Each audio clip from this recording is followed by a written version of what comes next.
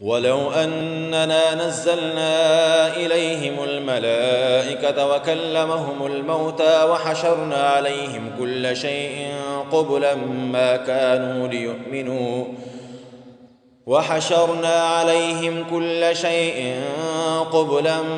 كانوا ليؤمنوا إلا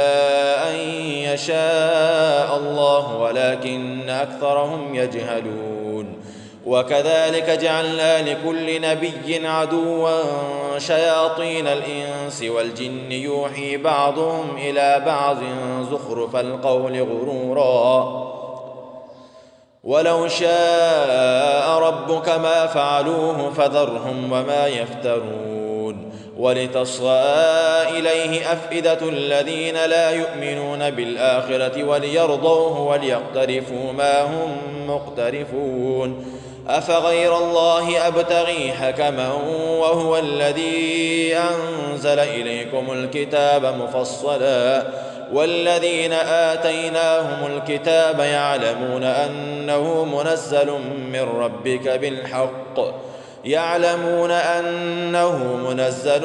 من ربك بالحق فلا تكونن من الممترين. وتمت كلمة ربك صدقا وعدلا لا مبدل لكلماته وهو السميع العليم. وإن تطع أكثر من في الأرض يضلوك عن سبيل الله إن يتبعون إلا الظن وإن هم إلا يخرصون. إن ربك هو أعلم من يضل عن سبيله وهو أعلم بالمهتدين. فكلوا مما ذكر اسم الله عليه إن كنتم بآياته مؤمنين. وما لكم ألا تأكلوا مما ذكر اسم الله عليه وقد فصل لكم ما حرم عليكم إلا ما اضطررتم إليه وإن كثيرا ليضلون بأهوائهم بغير علم. إن ربك هو أعلم بالمعتدين. وذروا ظاهر الإثم وباطنه إن الذين يكسبون الإثم سيجزون بما كانوا يقترفون. ولا تأكلوا مما لم يذكر اسم الله عليه وإنه لفسق وإن الشياطين ليوحون إلى أوليائهم ليجادلوكم وإن أطعتموهم إنكم لمشركون. أومن كان ميتا فأحييناه وجعلنا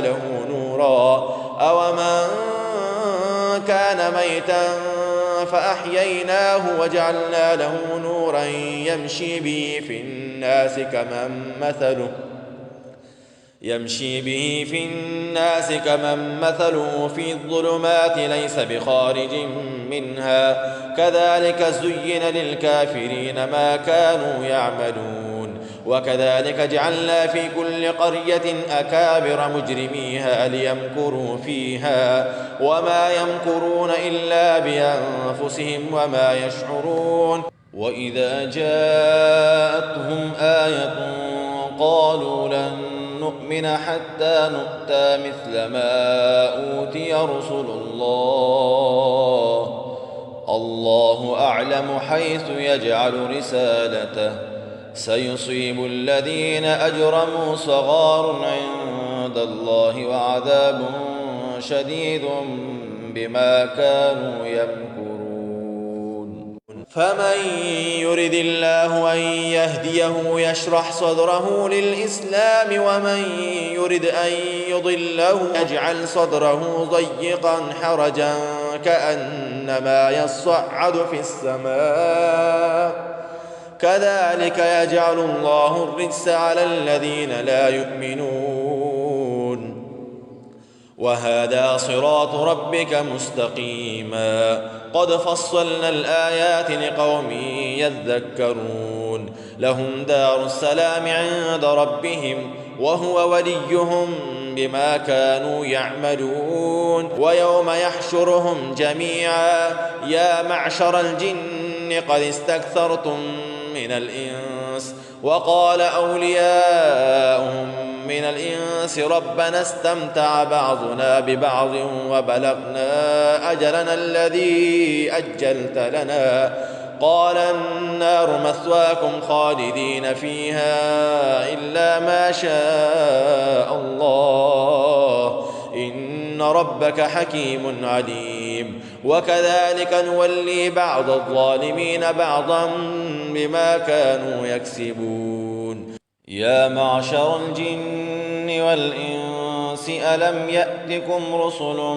منكم يقصون عليكم آياتي وينذرونكم لقاء يومكم هذا قالوا شهدنا على أنفسنا وغرتهم الحياة الدنيا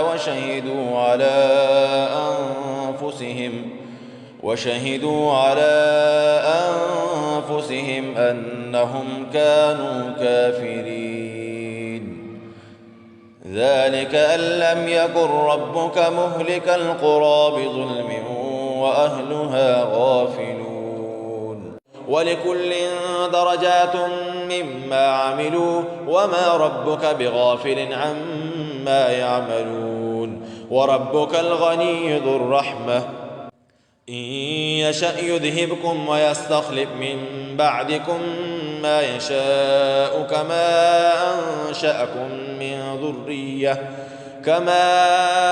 أنشأكم من ذرية قوم آخرين إنما توعدون لآت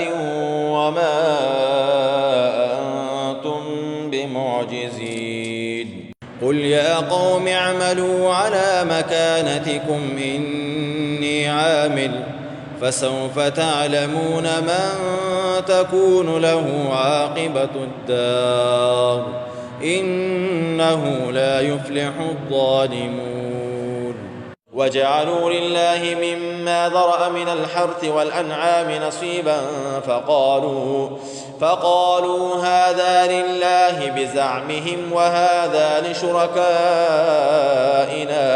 فما كان لشركائهم فلا يصل إلى الله وما كان لله فهو يصل إلى شركائهم ساء ما يحكمون وكذلك زين لكثير من المشركين قتل أولادهم شركاؤهم ليرضوهم وليلبسوا عليهم دينهم ولو شاء الله ما فعلوه فذرهم وما يفترون وقالوا هذه أنعام وحرث حجر لا يطعمها إلا من نشاء بزعمهم وأنعام حرمت ظهورها وأنعام لا يذكرون اسم الله عليها افتراء عليه سيجزيهم بما كانوا يفترون وقالوا ما في بطون هذه الأنعام خالصة لذكورنا ومحرم على أزواجنا وإن يكن ميتة فهم فيه شركاء سيجزيهم وصفهم إنه حكيم عليم قد خسر الذين قتلوا أولادهم سفها بغير علم وحرموا ما رزقهم الله افتراء على الله قد ضلوا وما كانوا مهتدين وهو الذي أنشأ جنات معروشات وغير معروشات والنخل والزرع مختلفا أكله والزيتون والرمان متشابها وغير متشابه كلوا من ثمره إذا أثمر وآتوا حقه يوم حصاده ولا تسرفوا إنه لا يحب المسرفين ومن الأنعام حمولة وفرشا كلوا مما رزقكم الله ولا تتبعوا خطوات الشيطان إنه لكم عدو مبين 8 أزواج من الضأن 2 ومن المعز 2 قل الذكرين حرم أم الأنثيين أما اشتملت عليه أرحام الأنثيين نبئوني بعلم إن كنتم صادقين ومن الإبل 2 ومن البقر 2 قل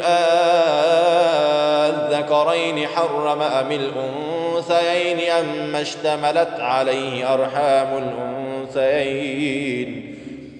أم كنتم شهداء إذ وصاكم الله بهذا فمن أظلم ممن افترى على الله كذبا ليضل الناس بغير علم إن الله لا يهدي القوم الظالمين قل لا أجد فيما أوحي إلي محرما على طاعم يطعمه إلا أن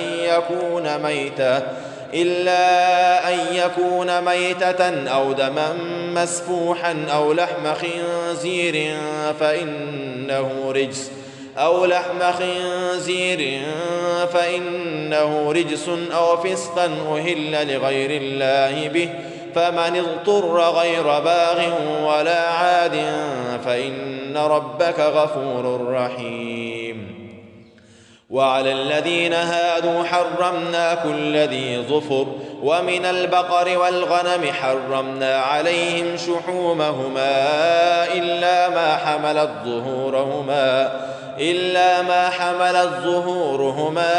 أو الحوايا أو ما اختلط بعظم ذلك جزيناهم ببغيهم وإنا لصادقون فإن كذبوك فقل ربكم ذو رحمة واسعة ولا يرد بأسه عن القوم المجرمين سيقول الذين أشركوا لو شاء الله ما أشركنا ولا آباؤنا ولا حرمنا من شيء كذلك كذب الذين من قبلهم حتى ذاقوا بأسنا قل هل عندكم من علم فتخرجوه لنا إن تتبعون إلا الظن وإن أنتم إلا تخرصون قل فلله الحجة البالغة فلو شاء لهداكم أجمعين قل هلم شهداءكم الذين يشهدون أن الله حرم هذا فإن شهدوا فلا تشهد معهم ولا تتبع أهواء الذين كذبوا بآياتنا والذين لا يؤمنون بالآخرة وهم بربهم يعدلون قل تعالوا أتل ما حرم ربكم عليكم ألا تشركوا به شيئا وبالوالدين إحسانا ولا تقتلوا أولادكم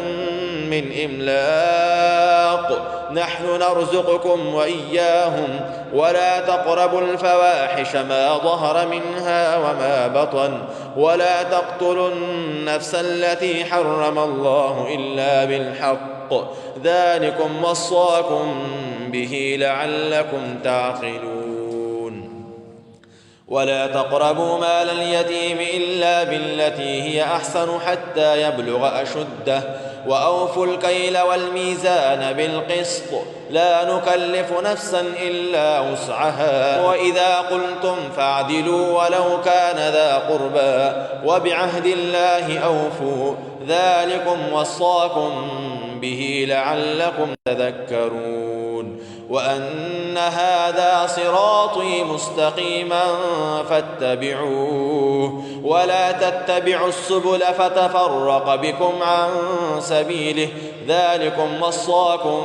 به لعلكم تتقون ثم آتينا موسى الكتاب تماما على الذي أحسن وتفصيلا لكل شيء وهدى ورحمة لعلهم بلقاء ربهم يؤمنون وهذا كتاب أنزلناه مبارك فاتبعوه واتقوا لعلكم ترحمون أن تقولوا إنما أنزل الكتاب على طائفتين من قبلنا وإن كنا عن دراستهم لغافلين أو تقولوا لو أنا أنزل علينا الكتاب لكنا أهدى منهم فقد جاءكم بينة من ربكم وهدى ورحمة فمن أظلم ممن كذب بآيات الله وصدف عنها سنجزي الذين يصدفون عن آياتنا سوء العذاب بما كانوا يصدفون هل ينظرون إلا أن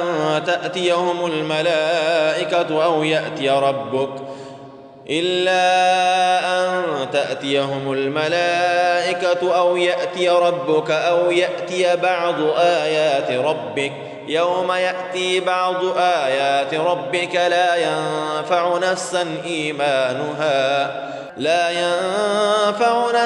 إيمانها لم تكن آمنت من قبل أو كسبت في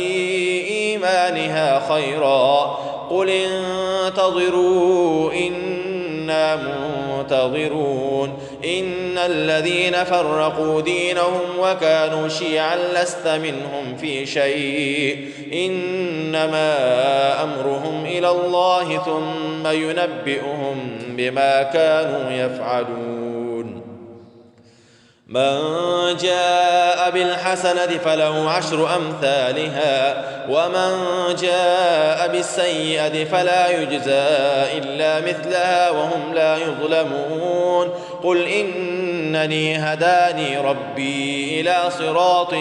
مستقيم دينا قيما ملة إبراهيم حنيفا وما كان من المشركين قل إن صلاتي ونسكي ومحياي ومماتي لله رب العالمين لا شريك له وبذلك أمرت وأنا أول المسلمين قل أغير الله أبغي ربا وهو رب كل شيء ولا تكسب كل نفس إلا عليها ولا تزر وازرة وزر أخرى ثم إلى ربكم مرجعكم فينبئكم بما كنتم فيه تختلفون وهو الذي جعلكم خلائف الأرض ورفع بعضكم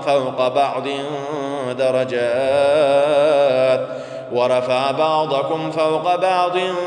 درجات ليبلوكم فيما آتاكم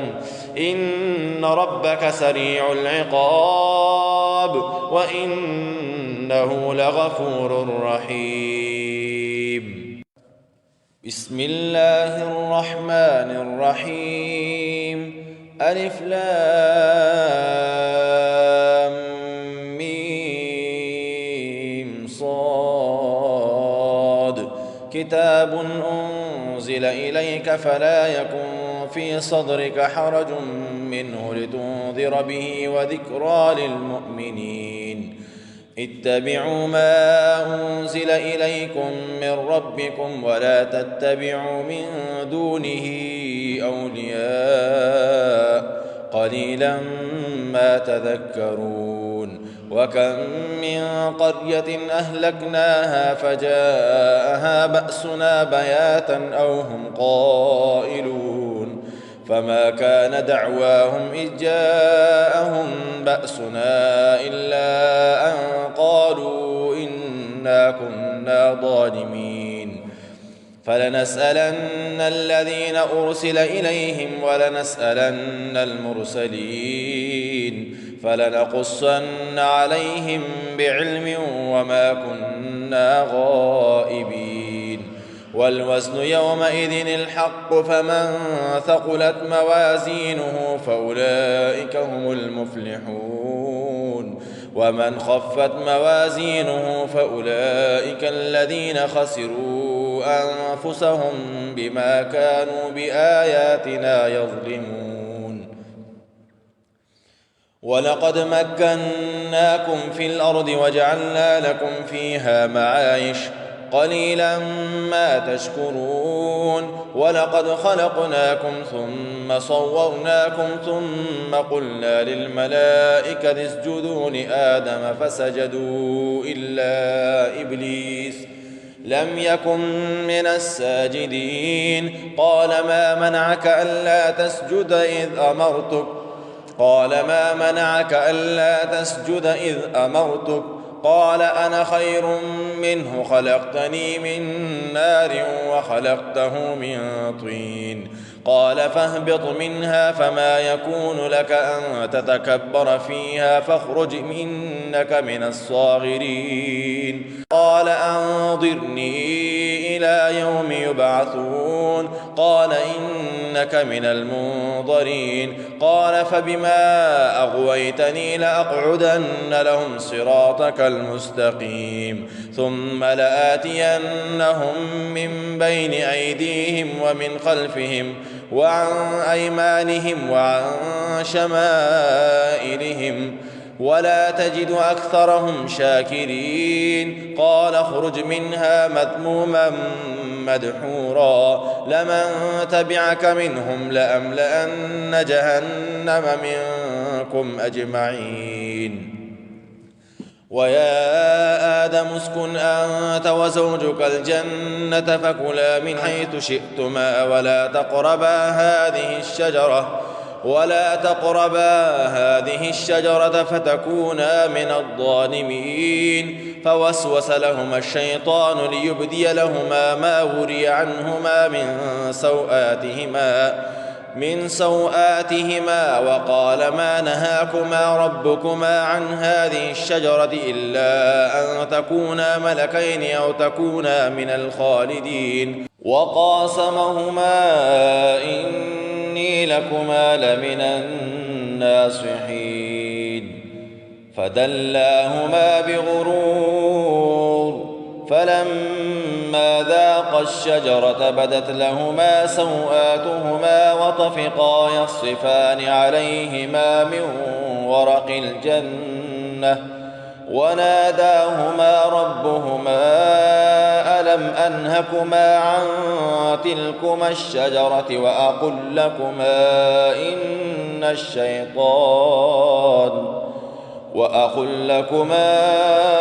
إن الشيطان لكما عدو مبين. قال ربنا ظلمنا أنفسنا وإن لم تغفر لنا وترحمنا لنكونن من الخاسرين. قال اهبطوا بعضكم لبعض عدو ولكم في الأرض مستقر ومتاع إلى حين. قال فيها تحيون وفيها تموتون ومنها تخرجون. يا بني آدم قد أنزلنا عليكم لباسا يواري سوآتكم وريشا ولباس التقوى ذلك خير ذلك من آيات الله لعلهم يذكرون. يا بني آدم لا يفتننكم الشيطان كما أخرج أبويكم من الجنة ينزغ عنهما لباسهما ليريهما سوآتهما إنه يراكم هو وقبيله من حيث لا ترونهم إنا جعلنا الشياطين أولياء للذين لا يؤمنون وإذا فعلوا فاحشة قالوا وجدنا عليها آباءنا والله أمرنا بها قل إن الله لا يأمر بالفحشاء أتقولون على الله ما لا تعلمون. قل أمر ربي بالقسط وأقيموا وجوهكم عند كل مسجد وادعوه مخلصين له الدين كما بدأكم تعودون فريقا هدى وفريقا حق عليهم الضلالة إنهم اتخذوا الشياطين أولياء من دون الله ويحسبون أنهم مهتدون يا بني آدم خذوا زينتكم عند كل مسجد وكلوا واشربوا ولا تسرفوا إنه لا يحب المسرفين قل من حرم زينة الله التي أخرج لعباده والطيبات من الرزق قل هي للذين آمنوا في الحياة الدنيا خالصة يوم القيامة كذلك نفصل الآيات لقوم يعلمون قل إنما حرم ربي الفواحش ما ظهر منها وما بطن والإثم والبغي بغير الحق وأن تشركوا بالله ما لم ينزل به سلطانا وأن تقولوا على الله ما لا تعلمون ولكل أمة أجل فإذا جاء أجلهم لا يستأخرون ساعة ولا يستقدمون يا بني آدم إما يأتينكم رسل منكم يقصون عليكم آياتي فمن اتقى وأصلح فلا خوف عليهم ولا هم يحزنون والذين كذبوا بآياتنا واستكبروا عنها أولئك أصحاب النار هم فيها خالدون فمن أظلم ممن افترى على الله كذبا أو كذب بآياته أولئك ينالهم نصيبهم من الكتاب حتى إذا جاءتهم رسلنا يتوفونهم قالوا أين ما كنتم تدعون من دون الله قالوا ضلوا عنا وشهدوا على أنفسهم أنهم كانوا كافرين قال ادخلوا في أمم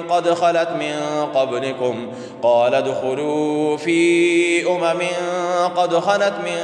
قبلكم من الجن والإنس في النار كلما دخلت أمة لعنت أختها حتى إذا اداركوا فيها جميعا قالت أخراهم لأولاهم ربنا هؤلاء أضلونا فآتهم عذابا ضعفا من النار قال لكل ضعف ولكن لا تعلمون وقالت أولاهم لأخراهم فما كان لكم علينا من فضل فذوقوا العذاب بما كنتم تكسبون إن الذين كذبوا بآياتنا واستكبروا عنها لا تفتح لهم أبواب السماء ولا يدخلون الجنة حتى يلج الجمل في سم الخياط وكذلك نجزي المجرمين لهم من جهنم مهاد ومن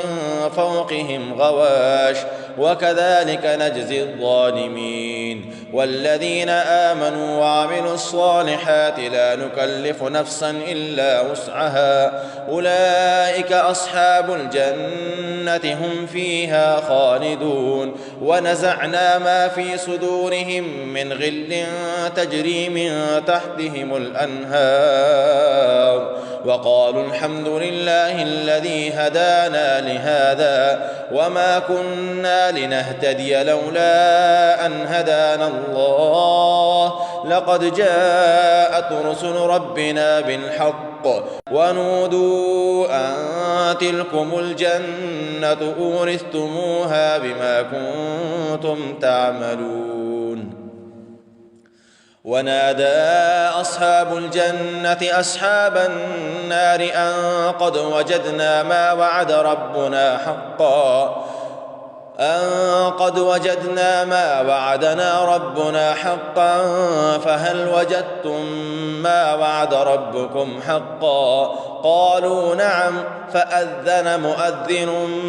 بينهم اللعنة الله على الظالمين الذين يصدون عن سبيل الله ويبغونها عوجا وهم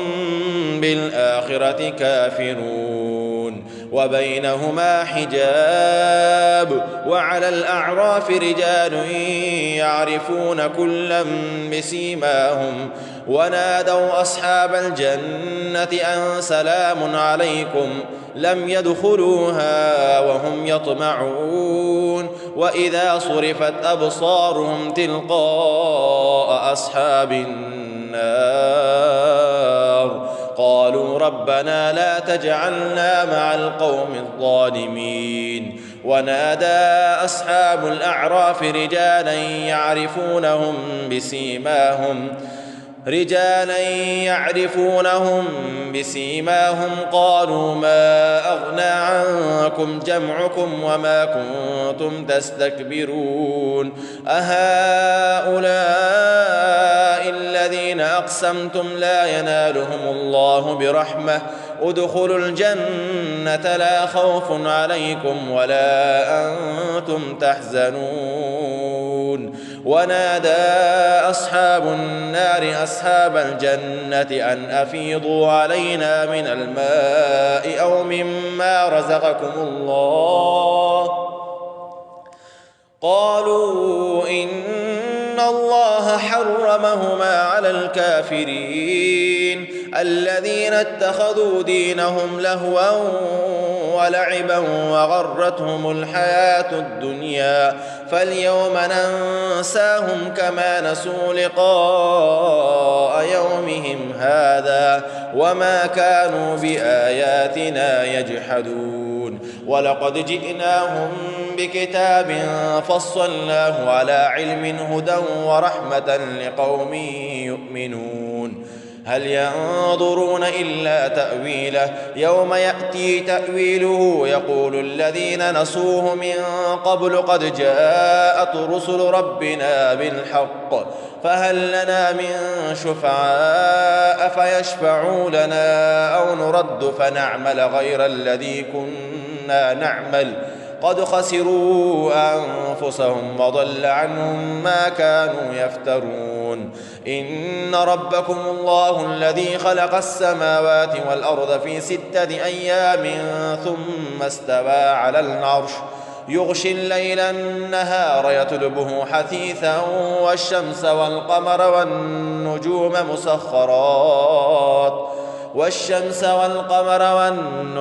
مسخرات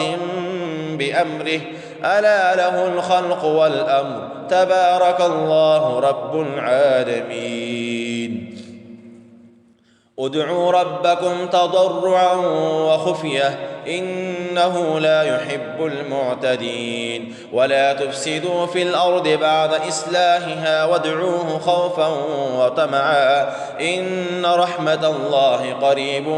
من المحسنين. وهو الذي يرسل الرياح بشرا بين يدي رحمته حتى إذا أقلت سحابا ثقالا سقناه لبلد ميت فأنزلنا به الماء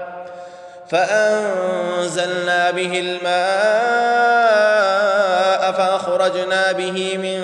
كل الثمرات كذلك نخرج الموتى لعلكم تذكرون. والبلد الطيب يخرج نباته بإذن ربه والذي خبث لا يخرج إلا نكدا كذلك نصرف الآيات لقوم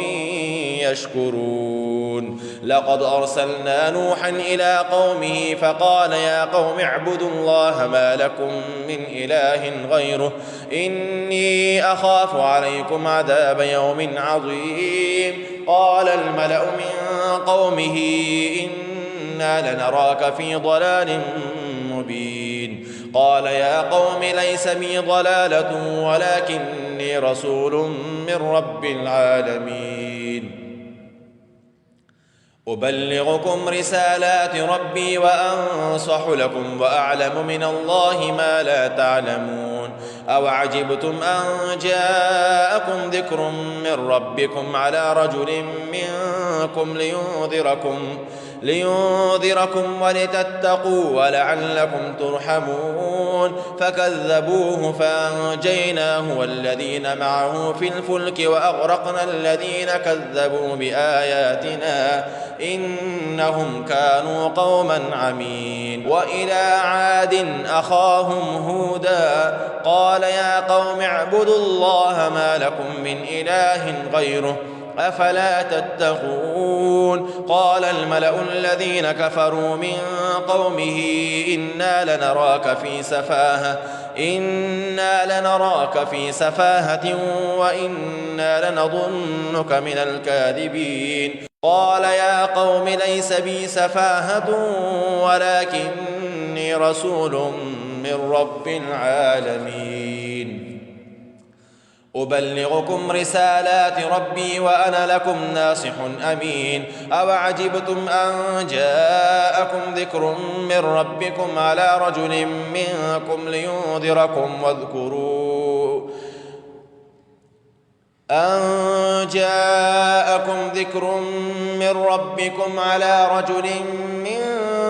لينذركم واذكروا إذ جعلكم خلفاء من بعد قوم نوح وزادكم في الخلق بسطة فاذكروا آلاء الله لعلكم تفلحون. قالوا أجئتنا لنعبد الله وحده ونذر ما كان يعبد آباؤنا فأتنا بما تعدنا إن كنت من الصادقين. قال قد وقع عليكم من ربكم رجس وغضب أتجادلونني في أسماء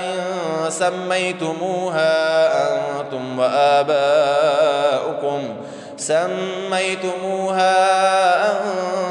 وآباؤكم ما نزل الله بها من سلطان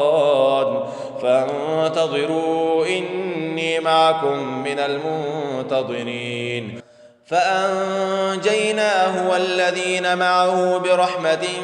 منا وقطعنا دابر الذين كذبوا بآياتنا وما كانوا مؤمنين. وإلى ثمود أخاهم صالحا قال يا قوم اعبدوا الله ما لكم من إله غيره قد جاءتكم بينة من ربكم هذه ناقة الله لكم آية فذروها تأكل في أرض الله ولا تمسوها بسوء فيأخذكم عذاب أليم. واذكروا إذ جعلكم خلفاء من بعد عاد وبوأكم في الأرض تتخذون من سهولها قصورا وتنحتون الجبال بيوتا فاذكروا آلاء الله ولا تعثوا في الأرض مفسدين. قال الملأ الذين استكبروا من قومه للذين استضعفوا لمن آمن منهم أتعلمون أن صالحا مرسل من ربه قالوا إنا بما أرسل به مؤمنون. قال الذين استكبروا إنا بالذي آمنتم به كافرون. فعقروا الناقة وعتوا عن أمر ربهم وقالوا يا صالح ائتنا بما تعدنا إن كنت من المرسلين. فأخذتهم الرجفة فأصبحوا في دارهم جاثمين. فتولى عنهم وقال يا قوم لقد أبلغتكم رسالة ربي ونصحت لكم ولكن لا تحبون الناصحين. ولوطا إذ قال لقومه أتأتون الفاحشة ما سبقكم بها من أحد من العالمين إنكم لتأتون الرجال شهوة من دون النساء بل أنتم قوم مسرفون. وما كان جواب قومه إلا أن قالوا أخرجوهم من قريتكم إنهم أناس يتطهرون فأنجيناه وأهله إلا امرأته كانت من الغابرين وأمطرنا عليهم مطرا فانظر كيف كان عاقبة المجرمين وإلى مدين أخاهم شعيبا قال يا قوم اعبدوا الله ما لكم من إله غيره قد جاءتكم بينة من ربكم فأوفوا الكيل والميزان ولا تبخسوا الناس أشياءهم ولا تفسدوا في الأرض بعد إصلاحها ذلكم خير لكم إن كنتم مؤمنين ولا تقعدوا بكل صراط توعدون وتصدون عن سبيل الله من آمن به وتبغونها عوجا واذكروا إذ كنتم قليلا فكثركم وانظروا كيف كان عاقبة المفسدين وإن كان طائفة منكم آمنوا بالذي أرسلت به وطائفة لم يؤمنوا فاصبروا حتى يحكم الله بيننا وهو خير الحاكمين.